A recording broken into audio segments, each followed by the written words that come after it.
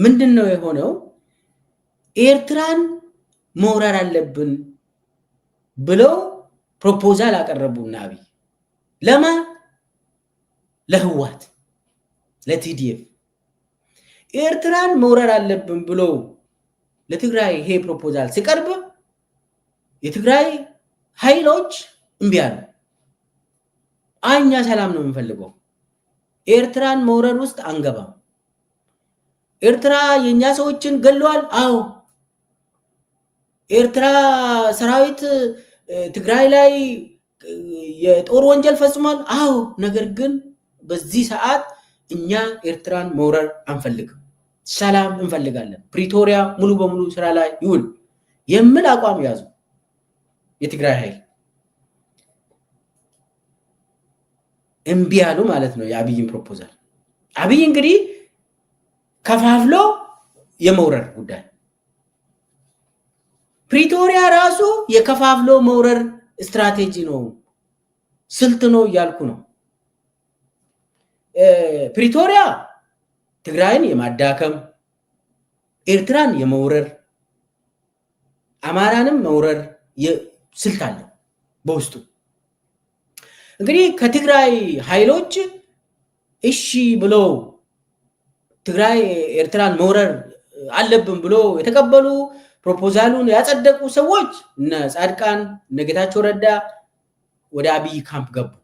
ስምረት ምናምን ምባል እንትን ፈጠሩ።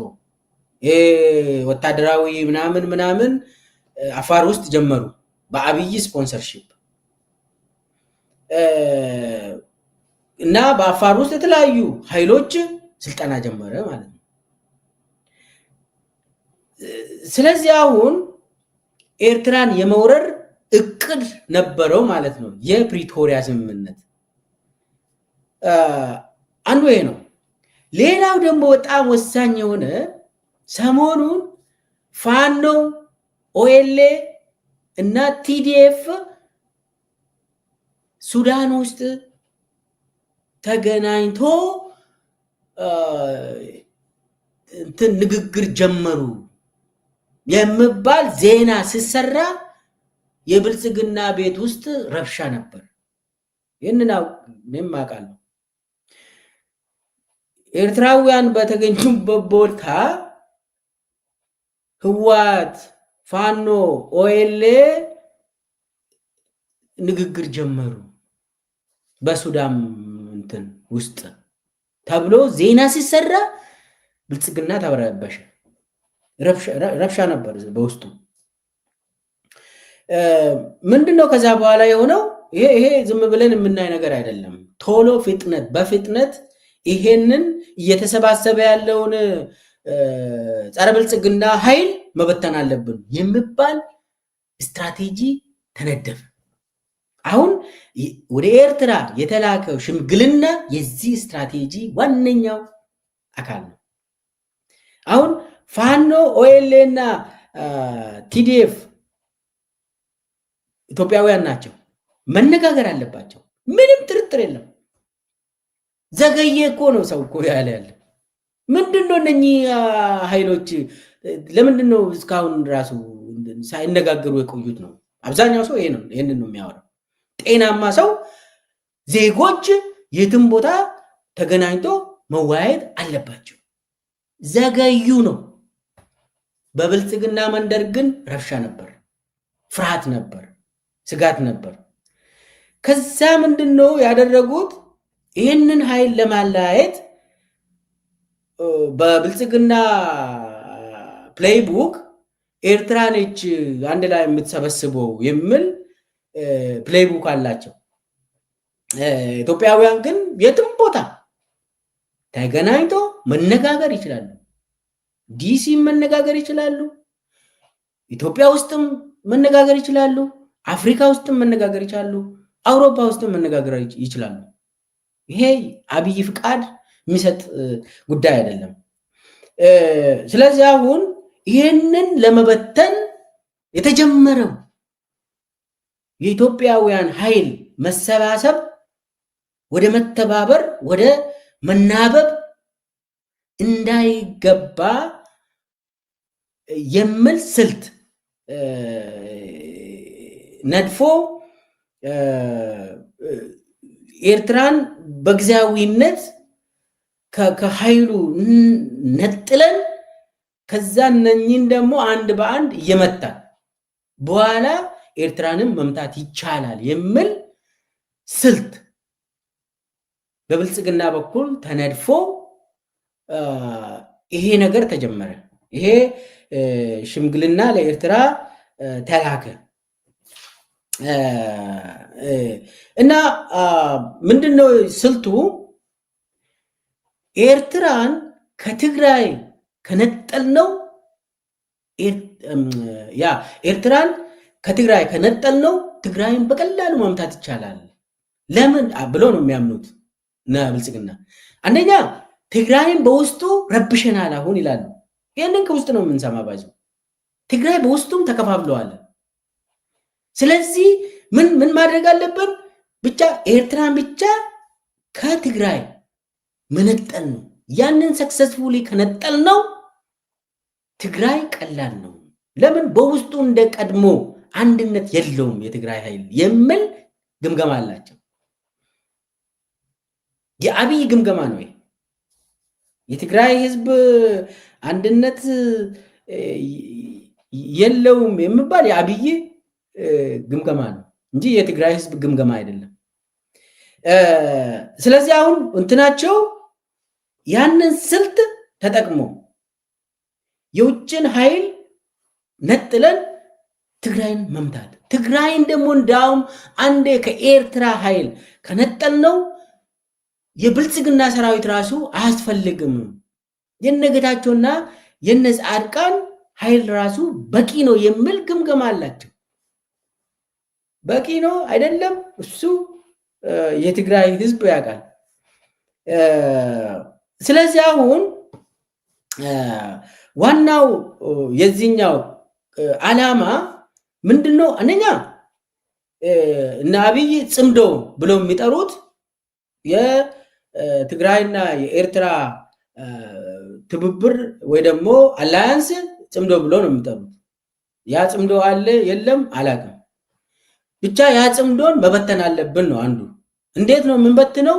አንደኛ ከአስመራ ጋር ንግግር ከጀመርነው ይበተናል ብሎ ያምናሉ።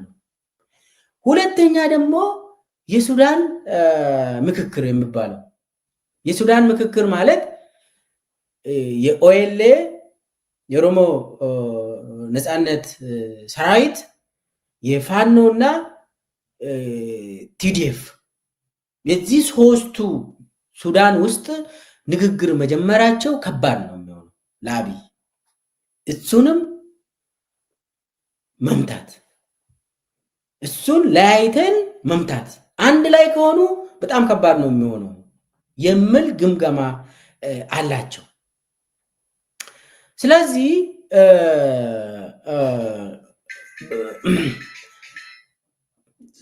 አሁን ምንድነው አብይ የሚፈልገው? የአብይ ፍላጎት ምንድነው? ነጣጥሎ ከፋፍሎ ለያይቶ መውረር ነው። መውረር አንድ በአንድ ይወራል። የአብይ ስትራቴጂ ምንድነው? በዩኤኢ የተመራ የአብይ ስትራቴጂ ትግራይን በውስጡ ማዳከም፣ ከዛ ማሸነፍ። ያንን ከተቆጣጠሩ በኋላ ለምሳሌ እነ ጌታቸው ረዳ የበላይነት ካገኙ ትግራይ ላይ ኤርትራ መውረድ ቀላል ነው ብሎ ነው የሚገመግሙት። ስለዚህ የዩኤኢ ፕላንም ይሳካል። ስለዚህ አሁን ምንድነው ያደረጉ ያሉት? የመንገድ ጥርጊያ ያስፈልጋል፣ ትግራይን ሳንወር ኤርትራን መውረር አንችልም የሚል ግምገማ አላቸው።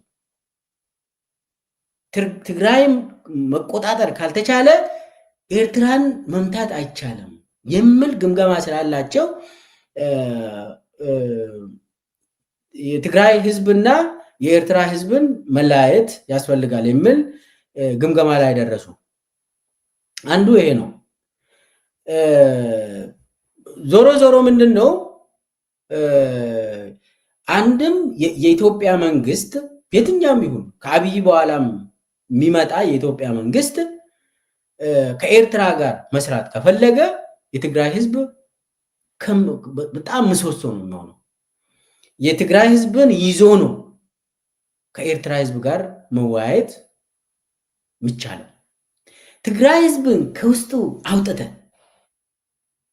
አዲስ አበባና አስመራ አብሮ መስራት ውሸት ነው የሚሆነው።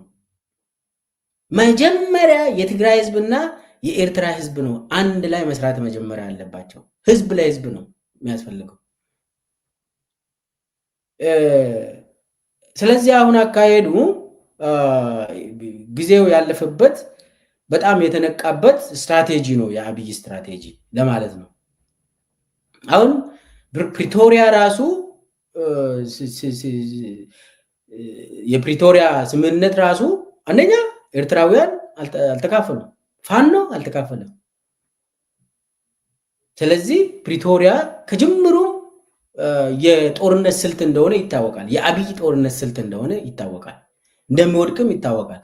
ነገር ግን የትግራይ ህዝብ ፕሪቶሪያ ቢያንስ ፎይታ ሰጥቶናል ይከበር ብሎ ነው አሁንም ፕሪቶሪያ ላይ። አብይ ግን ፕሪቶሪያን እንደ ጦር ስልት ነው የሚቆጥረው። ስለዚህ ታንዛኒያ ለምሳሌ አሁን የኦኤልኤ ታንዛኒያ ንግግር ምንድን ነው የምንማረው? ከዛስ ኦኤልኤ ጋር ንግግር እንፈልጋለን ብለው ታንዛኒያ የኦኤልኤ መሪ ከጦር ሜዳ ወጥቶ ታንዛኒያ እንዲሄድ ተደረገ። ጃልመሮ ማለት ነው። አስቡት። የኦኤልኤ ሰላም ፈላጊ እንደሆነ መሪው ዋና መሪው ህይወቱን ሰጥቶ ታንዛኒያ ድረስ ሄደ። የአንድ አማጺ ቡድን መሪ